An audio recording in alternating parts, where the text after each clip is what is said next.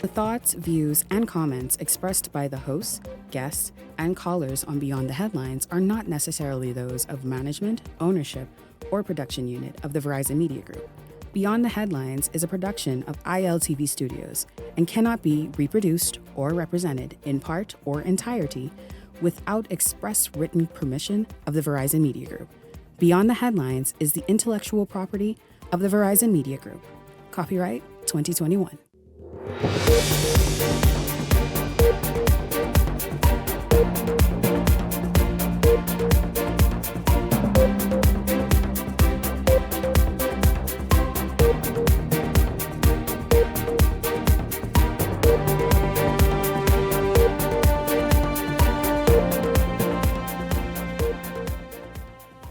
Straight ahead this evening, the Free National Movement leadership strong in their opposition of former Prime Minister Dr. Hubert Minnis announcing his independent candidacy. The FNM says Minnis potentially will end his career on a low note.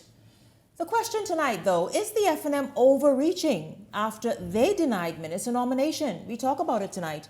Tonight, PLP Chairman Fred Mitchell calling for the FNM to retract its nomination to Mount Moriah candidate Marvin Dames. We'll tell you what's behind the bold request. And later tonight, temperature check is back. We now have 41 constituencies to get through. You all know the drill. We talk about the constituencies, the candidates, and exactly what they bring to the table and the promise they have for each constituency. We've already gotten through 6 of those. Tonight, a review before we move forward. This is Beyond the Headlines. Good evening. I'm Shanique Miller. It's great to have you along this evening. Why would a former prime minister choose to end his career in open conflict with his party? A blunt question from former tourism minister Dionisio D'Aguilar on Dr. Minnis's announcement here on this show Monday evening. Why would Minnis's running as an independent be an issue for the FNM? Well, I'll tell you this. We're going to get right into that this evening. We're going to begin with former tourism minister and former member of parliament for Freetown, Dionisio D'Aguilar. Good evening to you, sir. It's great to have you here. Welcome back to Beyond the Headlines. Shanique, it's always wonderful to be in your company.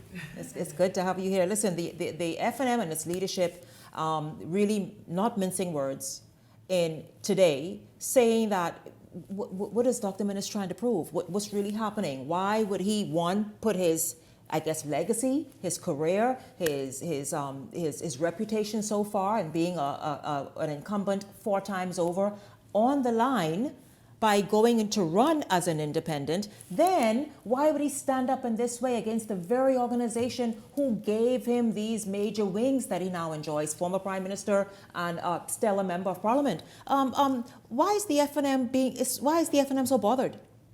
Well, it's not that we're bothered. I mean, we've already moved on. We've already selected our candidate and moved on. But we do feel, as a former Prime Minister, as a former leader of the Free National Movement, it's incredibly disappointing that he would decide to go against the will of the party and run as an independent candidate. He has been a former Prime Minister. He has held the highest office he can possibly have. And now what does he want? He wants to be a member of Parliament, to sit on the backbench, and do what? Deal with mundane, routine matters as a parliamentarian? He's served in the highest office. He has done anything anyone can possibly do in the Free National Movement. He's 73 years old. He has served. It is time for him to do the honorable thing. He lost the leadership of the Free National Movement decisively. He got 25% of the vote. Michael Pintard got 75% of the vote. And it seems as if he can't accept that. It's time for him to move on. So you think that his running and the announcement that he's going to be an independent candidate has to do with him still trying to prove a point to Pintard? I don't know. I just don't understand it. I really don't understand. And I want to make this point very, very clear. The Free National Movement did every possible thing it could to include Dr. Minnis in the Free National Movement.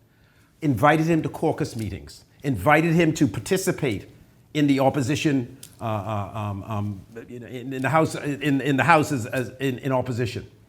They really tried for him to participate, invited him to meetings. Are you sure? Because we heard just the opposite, and nobody came to say, hey, this is not true, and the media is somehow telling lies on the FNM and its leadership. For example, last year, or perhaps even the year before that, when Minnis reportedly was attempting to go speak at various constituency meetings where he was invited, reportedly, he was denied the opportunity. We've been told and was reported by the leadership, who said, listen, no, he has no more voice in this party, go have a seat. We already had a leadership battle. Michael Pintard is the leader of the Free National Movement. It was a decisive victory. 75% of the people who voted for Michael Pintard. He is the new leader. I mean, it's difficult for the former leader to maybe accept the new leader, but we have a new leader. We have a new vision. We have a new direction. And it's up to him, if he wants to stay involved, to come to caucus meetings, to go along with the party leadership, as we all did when he was leader. We all afforded him that request. And may I remind you, those that did not were expelled, were done away with. For example, I ran in Montague that became Freetown. There was a sitting member up there, Richard Lightbourne. I never forget going in and meeting with Dr. Minnis. I said, where are you going to put me? He said, I'm going to put you in Montague. And I said, why are you going to put me in Montague? There's already a sitting member there. He said, oh, no, he's gone. So he knows exactly how this works. He's a former leader. There's a new leader. Please come to the meetings, participate. I am 100% sure that he would have been nominated as the candidate for Kalani had he just agreed to participate. If he was a team player. If he was a team player, come, meet, accept the fact that Michael Pintard is the leader. I mean, you may not like it because you were the leader, but accept what the party has decided, get involved, and you know, I want to dispel this belief that the FNM was stink to Dr. Minnis. That is certainly not the case. The FNM was not stink to Dr. Minnis? No. We reached out to him and tried. Okay, I'll admit this. Maybe coming out of the leadership battle, it was a bit bumpy. Okay, there's some hard feelings there. So maybe that period after that. But once we got over that, once we got on to, okay, let's think about nominating candidates, come, be a team player. Are you going to help the Pintard administration if they're victorious? No interest, none whatsoever. Every time you try to make up a meeting with him, he's not available, he's not coming, it's all the rest of it. I mean, at some stage, I always say, if you have a boyfriend, right? Or you have a husband or a boyfriend, let's say boyfriend, and you being nice to them, and they keep spurning you, and they ain't showing up, and they ain't showing you no love. What you do with them? Not interested. You get rid of them. Yeah. And so, unfortunately, that's the way it ended, and it's very, very unfortunate. I mean, I worked with Dr. Minnis. Yes. I loved working with him. He was a wonderful boss to me. I mean, I cannot say anything bad about him as my boss, as the Minister of Tourism serving in his cabinet. He was great. But you know, sometimes you have to see the writing on the wall. And his time and I didn't even ask him this question on Monday. It was strictly about his, just truly him, his footprint in Kalani, his footprints leading up to the announcement he made. But what in his mind, if he's saying, listen, I am not standing in the FNM's, in this leadership and this FNM's way, I'm not standing in their way. I have stepped out of their way and said I'm running independent. Why would this matter to them? Why is it that in the Bahamas we feel, you mentioned he's 73, if a 80-year-old in the Bahamas wants to continue being active and making a contribution at the constituency level, why we feel as though that person should not do that? There are many ways you can serve the Free National Movement.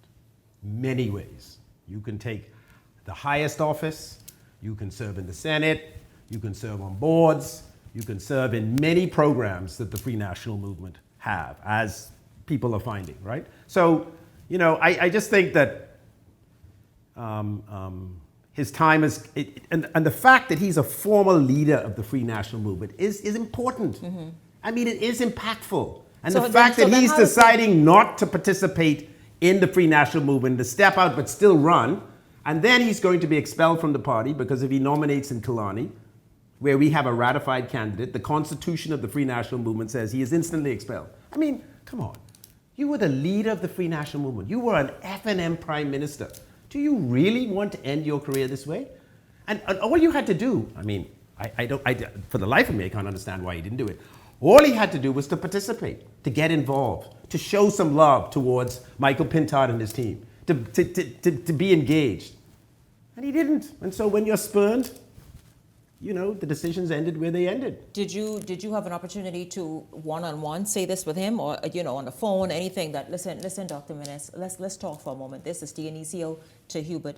Let's talk about this. I told Dr. Minnis that philosophically, my position, this is my personal opinion, that when you get into your 70s, there's a time for you to retire.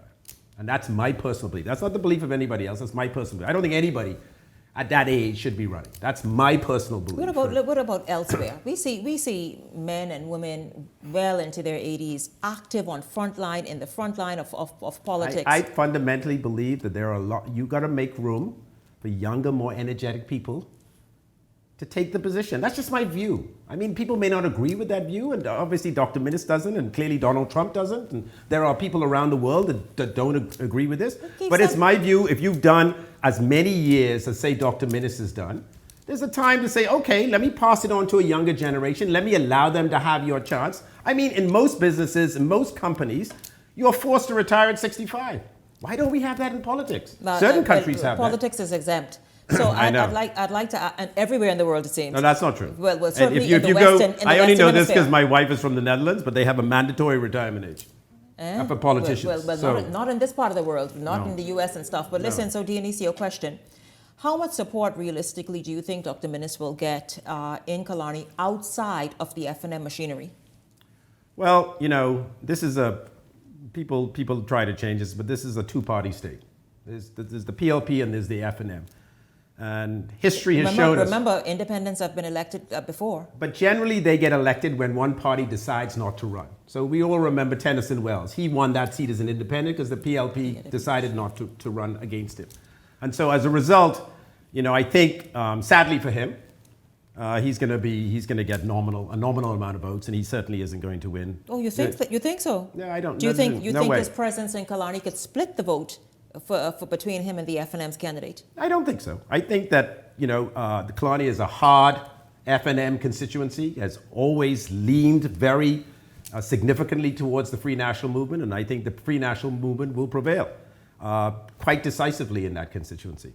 So this is people forget that Hubert Minnis wasn't successful because he was Hubert Minnis. He was successful because he was the leader of the FNM. I was successful in Freetown because I was the FNM's candidate. That is why you are successful, because you're affiliated with one of the major parties, PLP or FNM.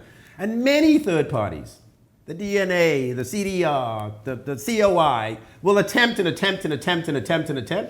will get no traction. I am of the view the COI will get no seats because we are a two-party state. It'll either be the PLP or the FNM. That will prevail in every constituency. Remember, our system is the party or the person that gets the most votes. Mm-hmm. And there are 35% of the population PLP. You could send your cat down there and I vote in PLP. Mm-hmm. Or I could send my dog down and I vote in FNM. Mm-hmm. Whoever it is, I'm a party person.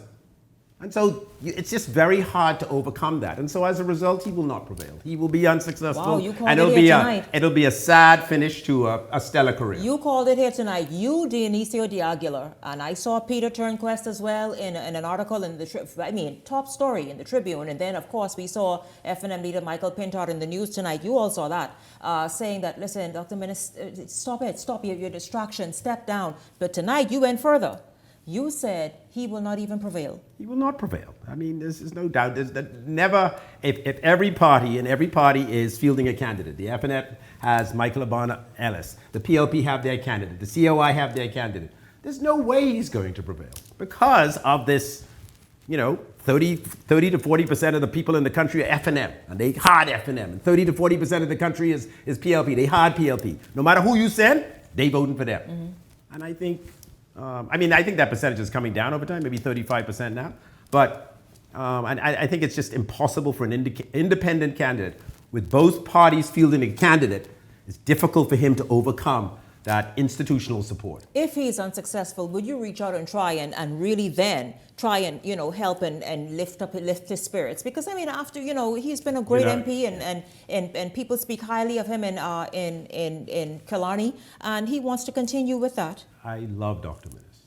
I love him. That's your MP, right? Yeah, he's my MP. Yeah. I love him. I just disagree with him on this particular decision of his. Mm-hmm. And he once said a very interesting thing to me, and it's never left my memory. And he said to me, most politicians in this country die poor and lonely. Okay? He ain't gonna die poor. But I'm gonna make sure, certainly after this election, I'm gonna reach out to him because worst thing you could ever do is die lonely. And when you spurn everybody, nobody's gonna reach out to you.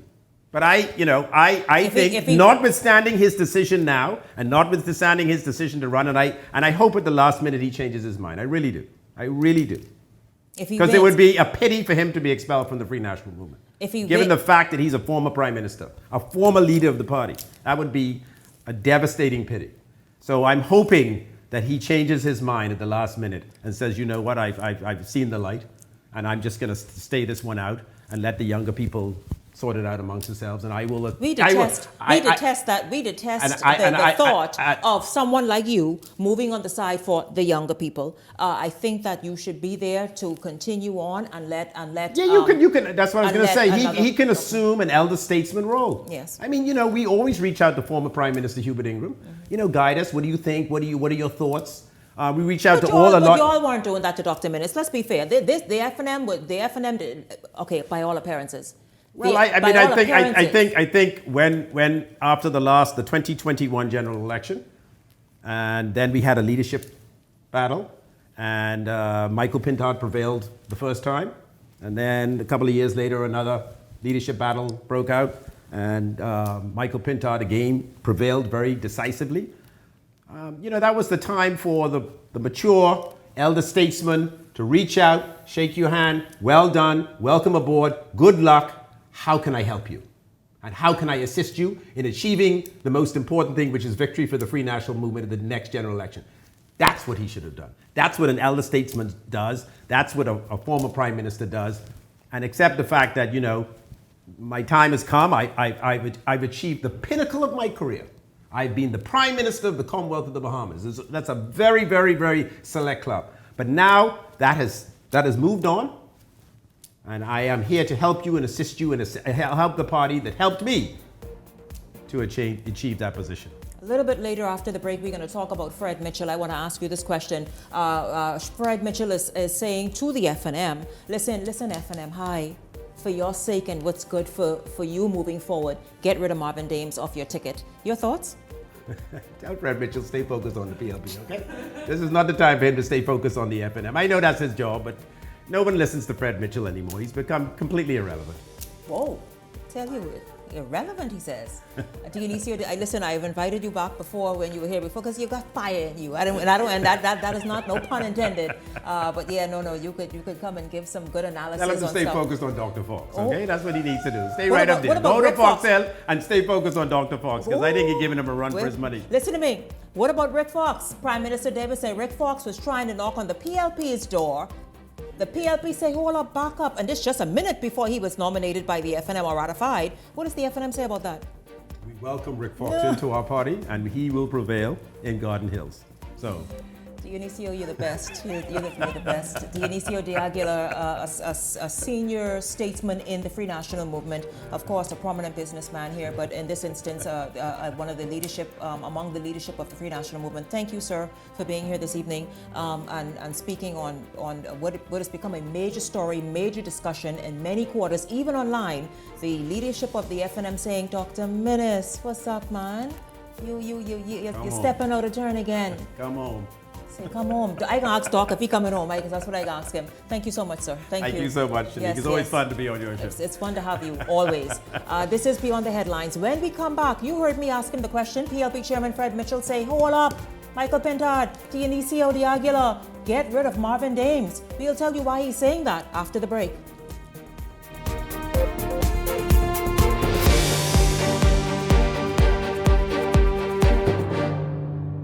Hey, it's your boy Charlie Bahama here at Superwash. And you know how Superwash always have the latest and greatest model of washer and dryer? Well, they thought it's about time they get the latest supermodel as well. Hey, wait a minute, Mr. Charlie Banana. Just because Superwash always changing and upgrading their machines, I mean they gotta change those folks, but they got the newest washer and dryer, and they always upgrading all their locations. And these two models, they ain't gotta change. Superwash, they wash you, cleans you, process you 24/7. Are you self-employed or have a small business that's looking for a faster, easier way to submit your C10 statements and pay NIB contributions? Sign up for the NIB C10 Easy Submit and Pay mobile app today. It's quick, secure, and takes just 5 simple steps. You will need a completed R1 business registration form and 2 forms of ID, a passport, voter's card, NIB card, or driver's license. Choose your role and enter your info, NI number, employer's NI number, name, and date of birth. Hit next. Enter your email. Check your inbox for the code, then type it in to verify.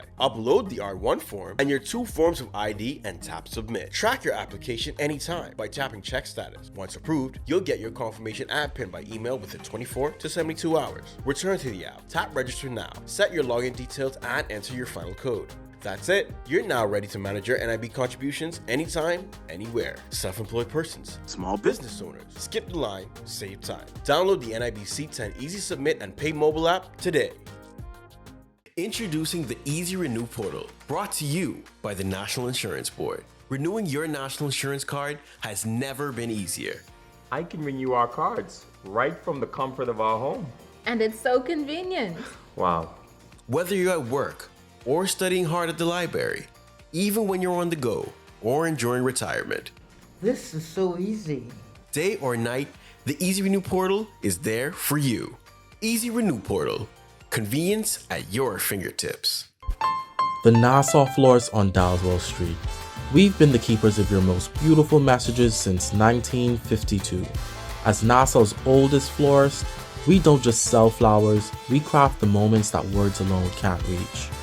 This Valentine's Day, don't just send a bouquet, send a legacy of love. From the first I love you to a lifetime of I still do. We deliver your heart right on time. The Nassau Florist on Dalswell Street. Experience the tradition, celebrate the love. Order early for Valentine's Day. The Nassau Florist, open weekdays from 9 a.m. to 4 p.m. and Saturdays 9 a.m. to 12 noon. Call 242-302-6121. That's 242-302-6121.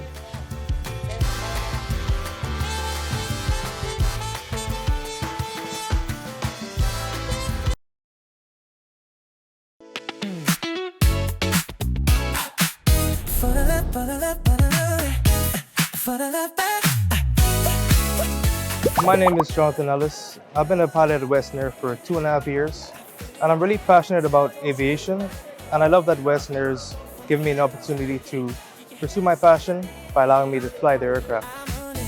What I love most about serving our customers are we fly families, we fly children, and we fly elders. Sometimes it's for holidays, sometimes it's family visits, business. So I am Grand Bahamian, so I like to patronize Western Air because it is a Grand Bahamian airline, as well as they're always on time and I don't ever have to worry about arriving 2-3 hours later. We show love and appreciation to our passengers by getting them to their destination safely and on time. Makes us feel good.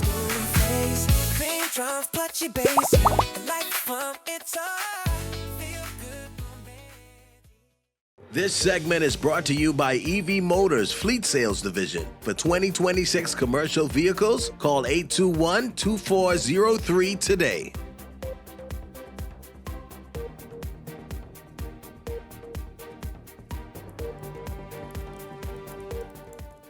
Welcome back to Beyond the Headlines. It's good to have you all tuned in this evening. Pull up a chair because we're about to get quite interesting.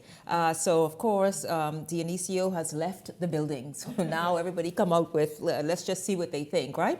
But, of course, it's always a pleasure having him here. He is such a great interview. Well, welcome back to Beyond the Headlines. We're going to jump right in with hot topics because we still have temperature check ahead of us this evening. And so I'm going to bring in my panelists. Of course, Peggy Candace is here with me. We have Gabrielle McKinsey Enius and Howard Johnson joining me via Zoom. Good evening, everyone. Welcome to Beyond the Headlines. Good evening. Hi, guys. Miss Gabby. Good evening, Shanique. Good evening, Bahamas, all the way from MSC. You're on the cruise ship now? Yeah. Oh, super. And there's not a delay, so that's good. I'm happy to hear that. I'm happy. Good to have you here, Gabrielle. Thanks for taking this let's say, 30 minutes of your vacation to spend with us. Good evening, Howard.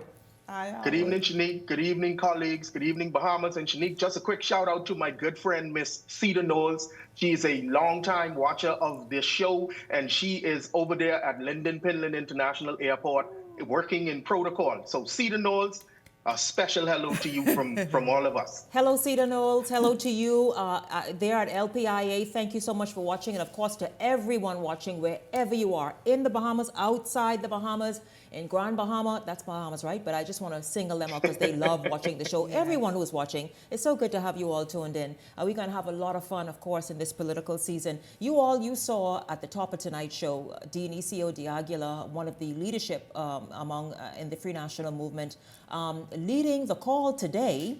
We saw former Deputy Prime Minister Peter Turnquest as well, and then the leader in tonight's newscast. But you saw Dionisio this evening, right here, leading the charge this evening for the former Prime Minister, Kalani Member of Parliament, now independent candidate, Dr. Hubert Minnis, to leave that alone, man. Come on, man. Be the statesman, he says. Be the statesman the FNM needs and bow out of this race. Your thoughts? I think, good evening, good night, Bahamas. Dr. Minnis is a statesman. Whether you acknowledge it or not, he's already a senior statesman by reason of time served in politics and his age.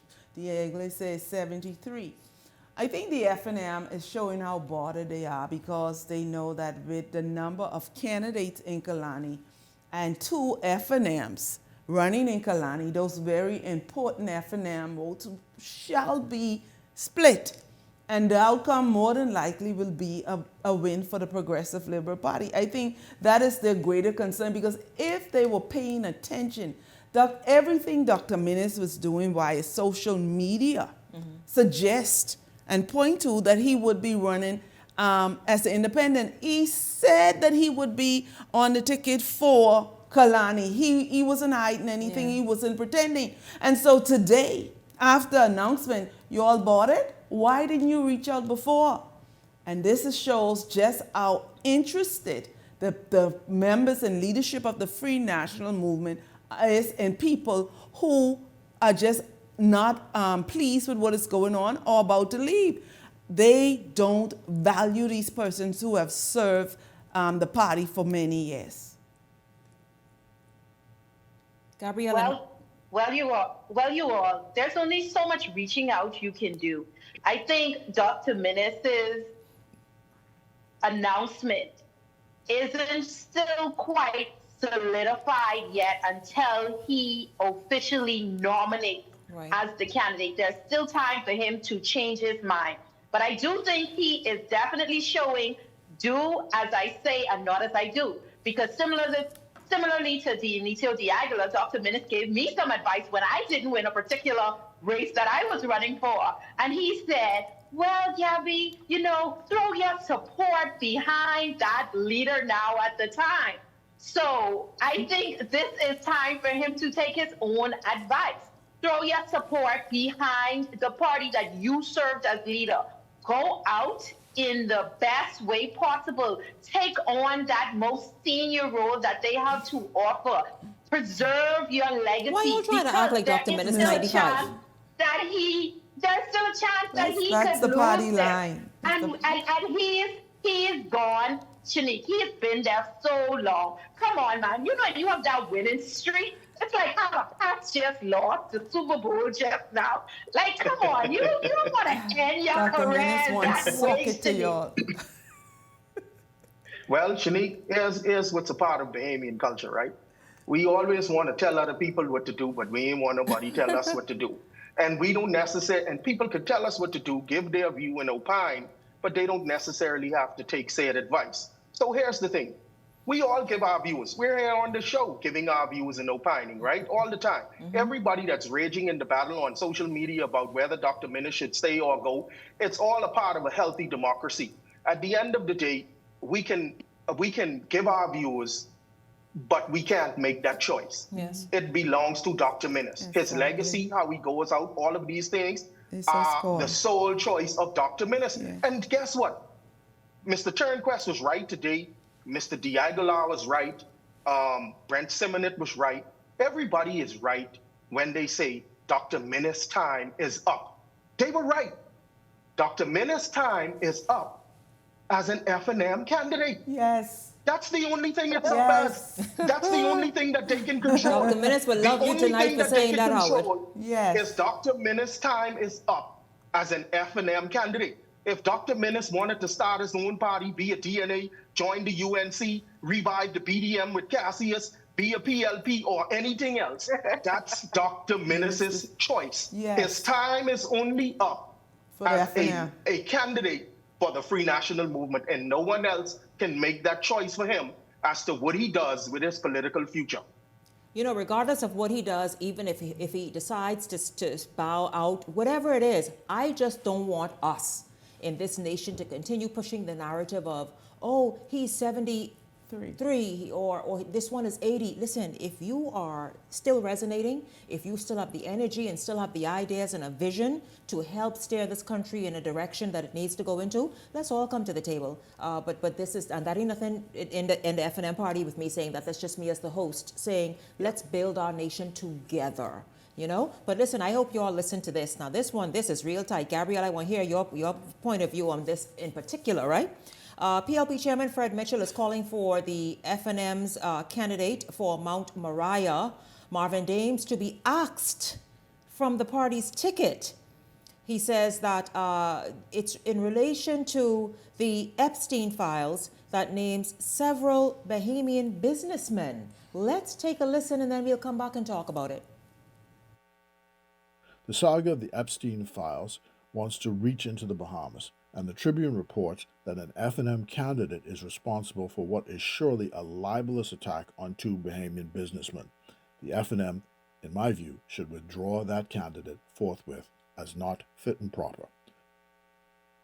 Now, National Security Minister William Monroe is using the FNM's own vetting process to defend PLP candidate for Fort Charlotte, Sebastian, who also rejected claims of wrongdoing in unsubstantiated FBI reports. Minister Marvin Dames followed me into this office, and so with regard to vetting of our ambassadors, that is something that someone like me would be concerned with, and so certainly he must have had comfort to not advance any objection to the appointment of Sebastian as an ambassador. If he felt there was anything that disqualified him, he had a duty as the Minister of National Security to come forward with it. Clearly he didn't, because Mr. Bastian was appointed ambassador under his administration. So I like to think the best of people. I would like to think that Minister Marvin Dames carried out his duty as Minister of National Security, which would indicate to me that there is no substance to any sensible complaint against Mr. Sebastian, or else he would have brought it forward. I could always be wrong, and Minister Dames might have been a horrible Minister of National Security who didn't do his job. But I think on something as simple as that, he would have done his job. Well, you all hear, it's obviously some inferences to say, to suggest that perhaps Marvin Dames as minister, or at some point may, in any event, it seems as though maybe Marvin Dames allegedly, reportedly, attracted the heat of those Epstein files to prominent Bahamians like Sebastian and others. Others were mentioned as well in those files. You all, what do you make of that? I didn't see the Tribune's article when it went into depth, obviously. The Tribune reported, as you all heard Mitchell say, the Tribune reported that perhaps that Dames, I can only say reportedly because I didn't read it, but that Dames perhaps is responsible for the heat being brought here in terms of the Epstein files? Shanique, when I saw the story, and I didn't read it either, I became automatically suspicious of the timing. And this is even before I knew that Dames' name was connected to the story being brought into play at this particular time. Mr. Sebastian seems to be one of the greatest threats to the Free National Movement, and I believe he is being targeted. This is my personal views when I saw the story. I think it is just too suspicious. And as for Mr. Dames, he has been acting so erratic on his TikToks. I think he's capable of most things at this time because he seems to be so unstable and coming apart during this campaign season. My observations.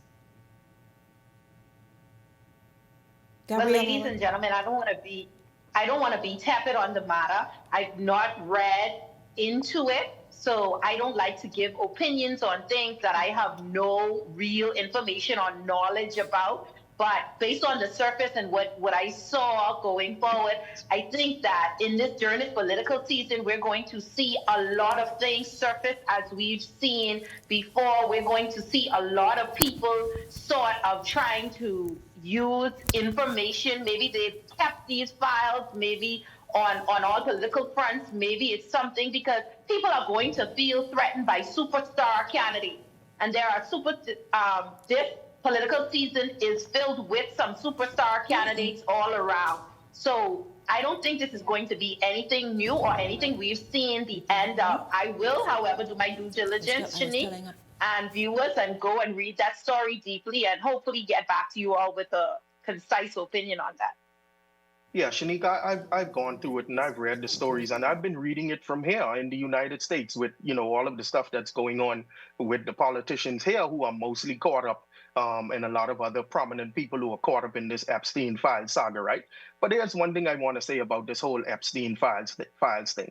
Whether they are Bahamians or prominent PLPs or FNMs, PLP or FNM candidates, the issues of the Epstein files are matters of both reputation and law enforcement. And if anybody, whether they're in politics in the Bahamas or not, is found to be involved in any of the untoward and nasty, disgusting things that Epstein were involved in, then let's have them brought before the courts and let's have their reputations fall to pieces as it should. However, this is, to me, something that we don't need to give too much attention to because it is not an election platform deliverable in the Commonwealth of the Bahamas. It is not something that is plaguing the Bahamian people, or that is something that the Bahamas government needs to be taking care of on the behalf of the Bahamian people as an election date gets closer for us. And so, I hate when we pivot and we become distracted by things that really aren't what we need to be focused on today. Mm-hmm. And today, candidates in the PLP and the FNM and the parties themselves in the main need to concern themselves with the things that are going to make the Bahamas better and move the Bahamas further into the future on better standing. Yes, I agree. Thank you so much. I hear an indication that I must take a break, so we will not get to this. I'll tuck this away, this other story, for another night, perhaps tomorrow evening, certainly Friday. But when we come back, you all, we are going to do a sort of a recap on the 6 constituencies and those candidates in those constituencies that we've already looked at on Temperature Check. So don't go anywhere. Temperature Check on Beyond the Headlines is back after the break.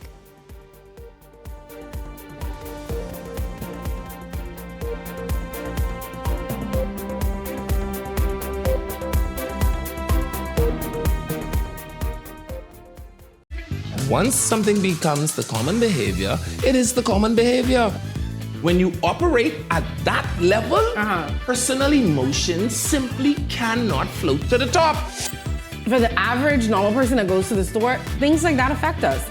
They must be judicious in the execution of their duty. Well, I think whatever the nurses want, give it to them. Pages, you know, you do everything on your phone now. You see how old he is? What are we walking back? That Bimini is no longer an island? That's okay, not what he was trying to say. Carla, I don't even know what breadbasket anymore either. What do y'all people say?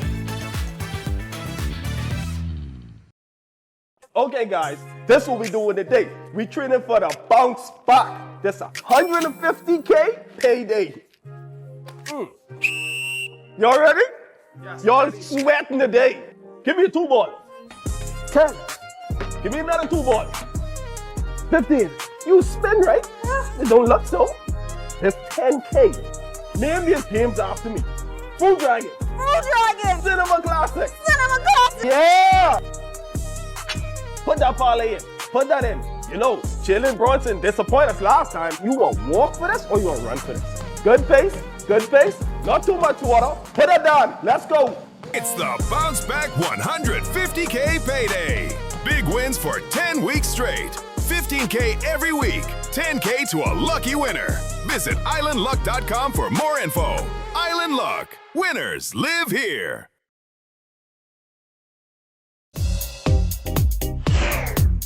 Every great idea starts with courage. Every successful business starts with belief. And every woman deserves the opportunity to turn her vision into reality. The Fox Foundation Women Entrepreneurship Initiative is back, bigger, bolder, and more powerful than ever. This year, Give to Gain honors women who gave their very best, their time, their talent, their sacrifice, and their vision to succeed in innovation-driven and emerging industries. This initiative is about investing in women who are ready to lead, build, and grow. It's about creating a real pathway to success in a new era of business. This year's program features 2 dynamic panel discussions designed to inspire action at every level. This year also features a distinguished international speaker, bringing global insight, helping to empower women to think bigger and lead boldly. We're proud to grant over $75,000 in funding to emerging businesses and aspiring entrepreneurs ready to take the next step. If you have an idea, a business, or a dream worth building, now is the time. Grant applications are open until February 28th. This is more than just an event. It is a powerful networking experience. Surround yourself with women who mean business. Join us as we give to gain. Give your best, build what's next, and gain what matters.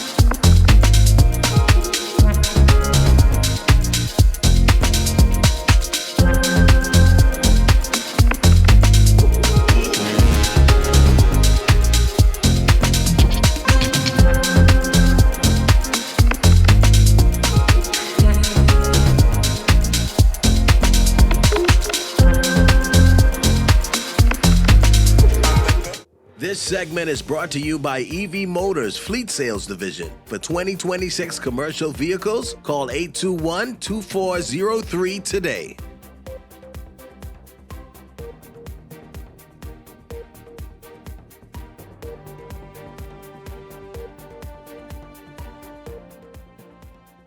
On the headlines, it's good to have you all tuned in this evening. We're going to jump right in because we want to get to this segment because next week, by the way, let me know which constituency you want to see us get to in the new year when we officially get back into temperature check. But you will remember last year, the constituencies of Anglestone, South Beach, Carmichael, Golden Gates, Fox Hill, and Mount Moriah were front and center, as well as the candidates, as we totally unbiased, very, very frank with our perspectives, our thoughts, our opinions, our researched opinions, many times interviews with residents and all, just everybody, without contacting party officials or seeking their input, went in and spoke with just the people who matter most, those who have the biggest voices this time and this season, you, the regular citizen, of your thoughts on whether an incumbent member of parliament, somebody who was vying for the constituency, and so those 6 constituencies we went in.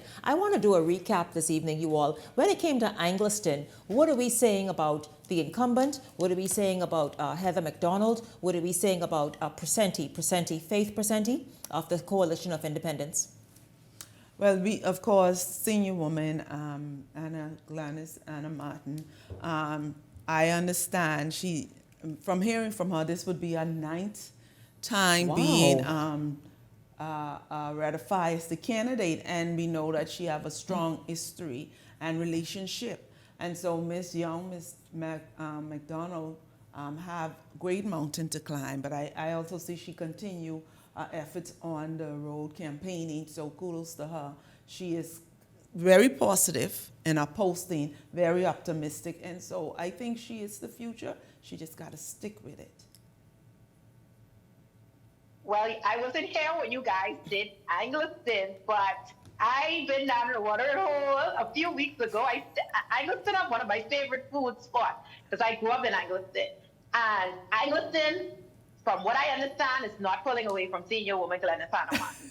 They love her, they adore her, they respect her greatly. You can't say an ill word or anything in there, or you're going to be like lamb to the slaughter. That is how much she is revered in Anglestone. Anglestone is simply I think the nexus right there, that right there of all the seats, I think that one is the strongest PLP stronghold with Glennis Hannah Martin. Yes. Yeah, Mrs. Hannah Martin is the longest serving female representative in the history of the Bahamas. She's been an MP since 2002. And so, she has great political bona fides. She's a natural politician, just like her father was, very likable, drawn to people, always willing to help, down to earth. And when you combine that with the demographics of Anglestone being a PLP stronghold area, and you combine what she brings and being the PLP candidate and the PLP representative with those demographics, it's a very, very heavy lift and a tough mountain to climb for anybody who is going to run in the parties opposite. And so, but kudos to Heather McDonald. Like my colleagues have said, I know this young lady personally from my time in the Free National Movement. She is a fighter. She is going to get out there. She believes in herself. She's a self-motivator. She's not going to give up. And she doesn't believe that she is going to lose. And that's where it starts. She believes in herself if and when nobody else does. And so kudos to her. Ms. Pacenti is doing some stuff. She rolled out a plan several months ago, but it's a big climb to beat one Glennis Hannah Martin. Yes. Yes. So listen, you all. Obviously, the time is drawing near to wrap up. So I want each of you to speak to the candidate or a candidate of the remaining constituencies that we've already looked at here on Temperature Check. They again include South Beach, Carmichael, Golden Gates, Fox Hill, Mount Moriah. South Beach, I see more activity coming out of South Beach by Senator Darren Enfield, and more social media presence from him. He has a growing team, and so that's the improvement. Carmichael, my MP, is on the ground with his team. That's improving. Golden Gates. Pia is just a junior senior woman. She is doing great things. Fox Hill will always be interested with Dr. Fox and Mr. Fred Mitchell. And Mount Moriah got a strange candidate from the FNM who's doing crazy stuff on TikTok that I don't understand, and I doubt he understands. Jump in, Gabrielle. Fox Hill's still a battleground seat. I mean, toe-to-toe, blow for blow. They still going back and forth. We're loving it. We're enjoying it. It's going to be something to watch until the last ballot is counted. Yes. I think every vote is going to count down there. Down in Golden Gates, I think Pia Glover-Roll has definitely set herself aside as the front runner for Golden Gates. She's also revered highly of her constituents down there, doing wonderful work. Very much applauded all of her works going on down there. Down in Mount Moriah, Mikel Bonavie, he is grinding, working hard, making sure that he is able to retain that seat. But Marvin Dames isn't letting up off his heels, so it's going to be a runoff there. And then we have South Beach. Bacchus Roll has actually, and I believe Shanique and Panelist, that they're watching this show and taking notes, because his social media presence and him putting out things has now increased. So I'm sure Peggy would be able to verify that, seeing that that's a playground. He has definitely, since we reviewed him, picked up on putting out a lot of the activities that he's been doing down there in South Beach. So this is going to be an interesting run as we continue to do these temperature checks. Yes. Yeah, Shanique, so Fox Hill is definitely shaping up to be a battleground. I am so glad. I just want to thank Dr. Fox and Fred Mitchell for taking the campaign conversation off of hot dogs and focusing it on more substantive issues.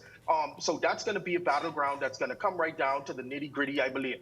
In Mount Moriah, Marvin Dames, you didn't listen to us. Please try to listen. I saw a video from you the other day that was totally crazy and out of left field. Sir, and you're trying to speak to the national conversation when you put out some of these videos. You're talking about the PLP in general as a party. Well, sir, you have a lot on your hands. Your hands are full with Michael Barnaby.